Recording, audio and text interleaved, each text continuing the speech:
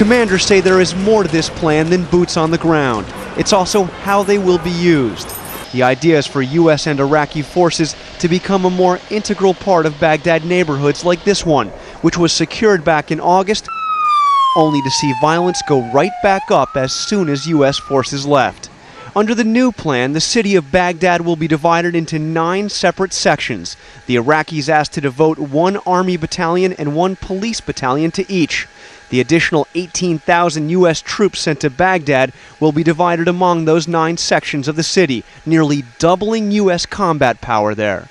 In a switch from the current way of doing business, these U.S. forces will be housed in the very neighborhoods they patrol.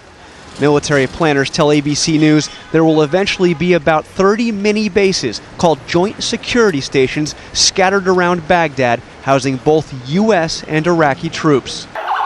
Commanders believe the new approach will make U.S. forces better positioned to combat sectarian violence, but they acknowledge the new approach is riskier and will likely mean more U.S. casualties in the short run.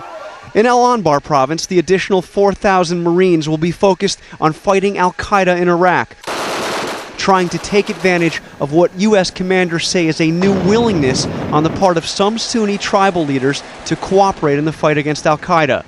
The increase in U.S. forces will be completed within 90 to 120 days, but U.S. officials acknowledge it cannot be sustained without leaning heavily on the National Guard. It's going to tax that army even more.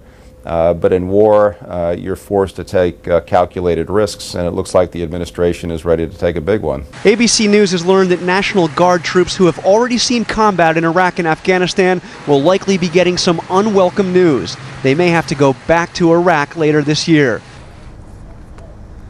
Commanders caution that it may take several months before this plan is fully implemented, and perhaps longer than that to see any results. As one of the top commanders here told me today, we don't know if this will succeed, but we do know that what we were doing was failing.